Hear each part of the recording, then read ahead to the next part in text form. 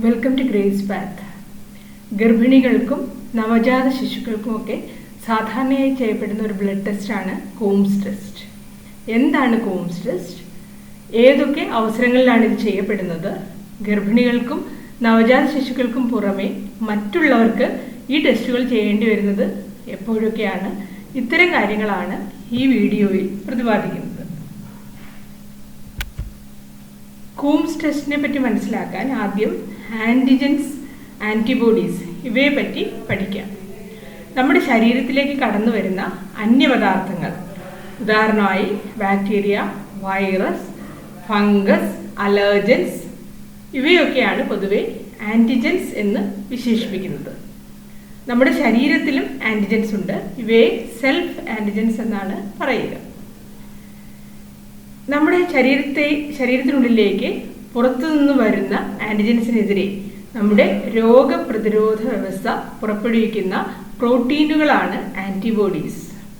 സാധാരണ self ആൻറ്റിജൻസിനെതിരെ antibodies ഉണ്ടാകില്ല. അങ്ങനെ ഉണ്ടായാൽ അത് നമ്മുടെ തന്നെ ശരീരകോശങ്ങൾക്ക് ഡാമേജ് ഉണ്ടാക്കാൻ ഇടയുണ്ട്. ഇങ്ങനെ സെൽഫ് ആൻറ്റിജൻസിനെതിരെ ആൻറ്റിബോഡി ഉണ്ടാകുന്ന അവസ്ഥയാണ് ഓട്ടോ ഇമ്മ്യൂൺ ഡിസീസസ്. നമ്മുടെ രക്തകോശങ്ങളിലുള്ള ബ്ലഡ് ഗ്രൂപ്പ് ആൻറ്റിജൻസിനെതിരെയുള്ള ആൻറ്റിബോഡീസ് ശരീരത്തിൽ പ്രവർത്തിക്കാനിടയായാൽ അത് രക്തകോശങ്ങൾക്ക് നാശമുണ്ടാക്കുകയും വിളർച്ചയ്ക്ക് കാരണമാവുകയും ചെയ്യാം. ഇത്തരത്തിലുണ്ടാകുന്ന വിളർച്ചയെയാണ് ഹിമോലിറ്റിക് അനീമിയ എന്ന് പറയുന്നത്. കൂംസ് ടെസ്റ്റ് അഥവാ ആൻറ്റി ഹ്യൂമൻ ഗ്ലോബുലിൻ ടെസ്റ്റ് പ്രധാനമായും ശരീരത്തിലെ രക്തകോശങ്ങൾക്കെതിരെ പ്രവർത്തിക്കുന്ന ആൻറ്റിബോഡികളുടെ സാന്നിധ്യം കണ്ടെത്താനാണ് ഉപയോഗിക്കുന്നത്. രണ്ട് തരത്തിലാണ് കൂംസ് ടെസ്റ്റുകൾ ഉള്ളത്. ഒന്ന് ഡയറക്റ്റ് കൂംസ് ടെസ്റ്റും മറ്റൊന്ന് ഇൻഡയറക്റ്റ് കൂംസ് ടെസ്റ്റും. ഡയറക്റ്റ് കൂംസ് ടെസ്റ്റിനെ നമ്മൾ DCT എന്ന് പറയും. ഇവിടെ രോഗിയുടെ രക്തസാമ്പിൾ പലതവണ സലൈൻ ഉപയോഗിച്ച് വാഷ് ചെയ്തതിന് ശേഷം രക്തകോശങ്ങളുടെ ഉപരിതലത്തിൽ പറ്റിപ്പിടിച്ചിട്ടുള്ള ആൻറ്റിബോഡീസ് കണ്ടെത്തുകയാണ് ചെയ്യുന്നത്. ഇൻഡയറക്റ്റ് കൂംസ് ടെസ്റ്റ്, അതിനെ ICT എന്നും പറയും.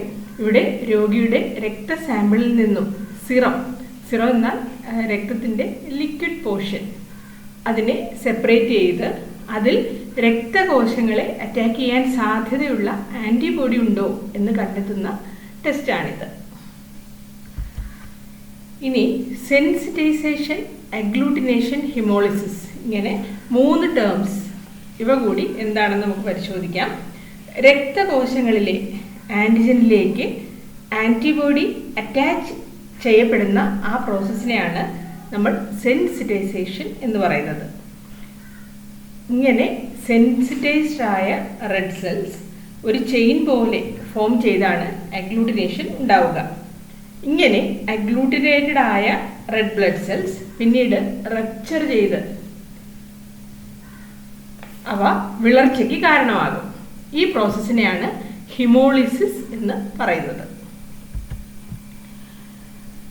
പ്രധാനമായും ആൻറ്റിബോഡീസ് അവ ഇമ്മ്യൂണോഗ്ലോബുലിൻസ് ആണ്. ഈ ഇമ്മ്യൂണോഗ്ലോബുലിൻസ് പല ക്ലാസ്സുകളിലുണ്ട്. അവയെ IgA, IgD, IgM, IgG, IgE എന്നിങ്ങനെ തിരിക്കാം.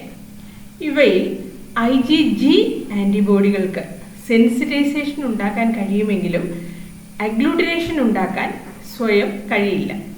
ഇത്തരം അവസരങ്ങളിൽ IgG സെൻസിറ്റൈസ്ഡ് റെഡ് ബ്ലഡ് സെൽസിനെ അഗ്ലൂട്ടിനേഷന് ഹെൽപ്പ് ചെയ്യുന്ന ഒരു ഗ്രൂപ്പ് ഓഫ് ആൻറ്റിബോഡീസ് ആണ് ആൻറ്റി ഹ്യൂമൻ ഗ്ലോബുലിൻസ്. അവയെ നമുക്ക് കമേഴ്സ്യലി കിട്ടുന്നത് കൂംസ് സിറം എന്ന പേരിലാണ്. കൂംസ് സിറത്തിൻ്റെ സഹായത്തോടെ ചെയ്യുന്ന ടെസ്റ്റുകളെയാണ് നമ്മൾ കൂംസ് ടെസ്റ്റ് എന്ന പേരിൽ വിളിക്കുന്നത്. ഇനി ഹിമോലിറ്റിക് ഡിസീസ് ഓഫ് ന്യൂബോൺ അല്ലെങ്കിൽ haemolytic disease of the foetus and newborn, ഇത് എന്താണെന്ന് നമുക്ക് പഠിക്കാം.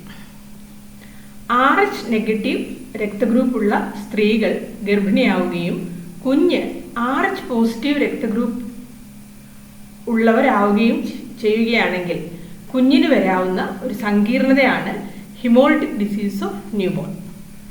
ഒ ഗ്രൂപ്പുള്ള അമ്മമാർക്ക് എ ബി ഗ്രൂപ്പുള്ള കുഞ്ഞുങ്ങൾ ഉണ്ടാകുമ്പോഴോ അതുപോലെ തന്നെ കെൽ തുടങ്ങിയ മറ്റ് രക്തഗ്രൂപ്പ് ആൻറ്റിജൻസ് നെഗറ്റീവായ അമ്മമാർക്ക് ഇത്തരം ആൻറ്റിജനുകൾ പോസിറ്റീവായ കുഞ്ഞുങ്ങൾ ഉണ്ടാകുമ്പോഴോ ഒക്കെ ഈ അവസ്ഥ ഉണ്ടാകാം.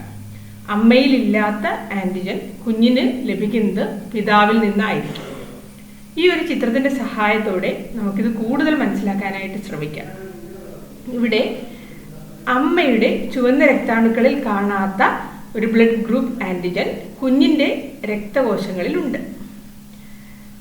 ഇങ്ങനെയുള്ള സമയത്ത് അമ്മയുടെ പ്രസവ സമയത്തോ അല്ലെങ്കിൽ അബോർഷനോ മറ്റോ ഉണ്ടാകുന്ന സമയത്തോ അല്ലെങ്കിൽ പ്ലാസൻ്റയിൽ ഉണ്ടാകുന്ന പ്രശ്നങ്ങൾ കാരണം ഇടയ്ക്കിടയ്ക്ക് ബ്ലീഡിംഗ് ഉണ്ടാകുന്ന അവസരങ്ങളിലോ ഒക്കെ അമ്മയുടെയും കുഞ്ഞിൻ്റെയും രക്തം തമ്മിൽ ഇടകലരാൻ ഇടവരും.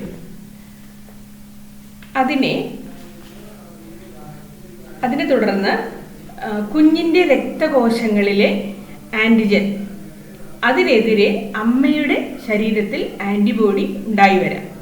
ഇത്തരത്തിലുള്ള ആൻറ്റിബോഡികൾ കുഞ്ഞിൻ്റെ രക്തകോശങ്ങളെ നശിപ്പിക്കുകയും കുഞ്ഞിന് വിളർച്ച, മഞ്ഞപ്പിത്തം മുതലായവ ഉണ്ടാകാനും മരണത്തിന് വരെ കാരണമാകാനും ഇടയാകാം.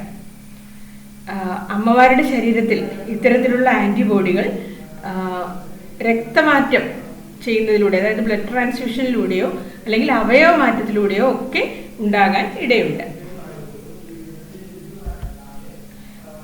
ഡയറക്റ്റ് കൂംസ് ടെസ്റ്റ് അഥവാ DCT.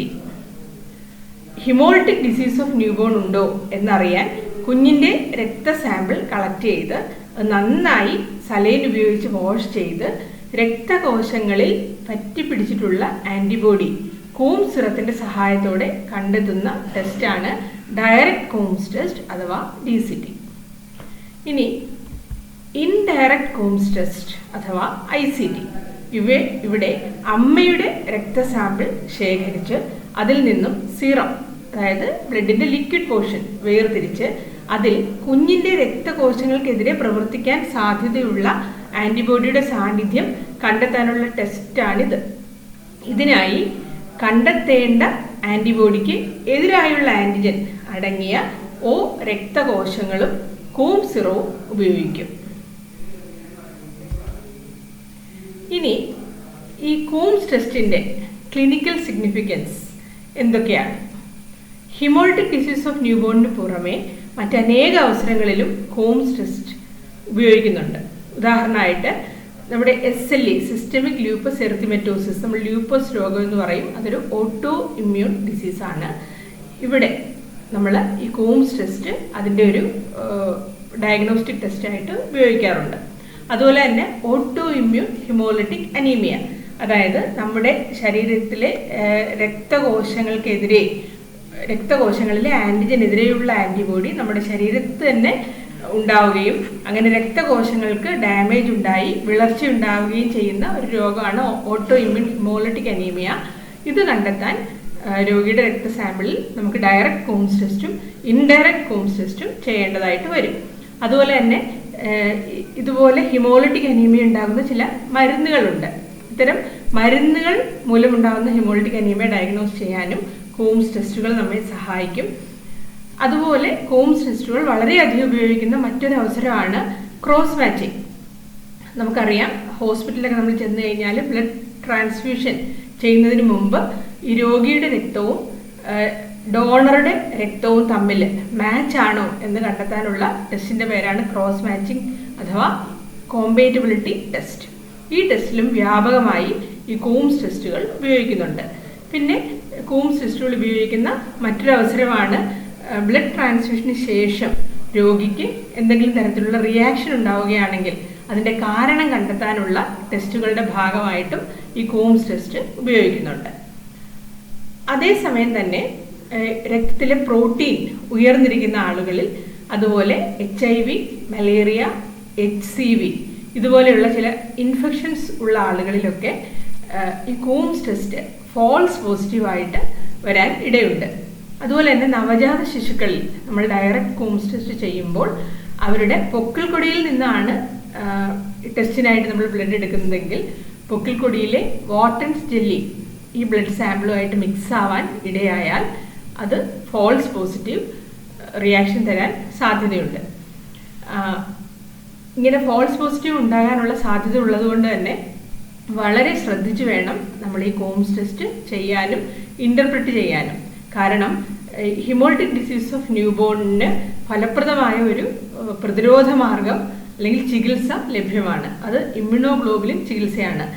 ഇമ്മ്യൂണോഗ്ലോബുലിൻ ചികിത്സ വളരെ ഫലപ്രദമാണെങ്കിലും വളരെ ചെലവേറിയതുമാണ്. അതുകൊണ്ട് തന്നെ നെഗറ്റീവ് ബ്ലഡ് ഗ്രൂപ്പ് ഉള്ള ഗർഭിണികളിലും അവർക്കുണ്ടാകുന്ന കുഞ്ഞുങ്ങളിലും കോംസ് ടെസ്റ്റ് ചെയ്യേണ്ടത് വളരെയധികം അത്യാവശ്യമാണ്. തീർച്ചയായിട്ടും കോംസ് ടെസ്റ്റ് എന്താണെന്നും DCT, ICT എന്നിവ എന്താണെന്നും അവയുടെ പ്രാധാന്യം എന്താണെന്നും മനസ്സിലാക്കാനായിട്ട് ഈ വീഡിയോ ഉപകാരപ്രദമായി എന്ന് കരുതുന്നു. അങ്ങനെയെങ്കിൽ ലൈക്ക് ചെയ്യുക, ഷെയർ ചെയ്യുക, സബ്സ്ക്രൈബ് ചെയ്യുക. നിങ്ങളുടെ സംശയങ്ങൾ കമൻസായിട്ട് അറിയിക്കുക. Thank you.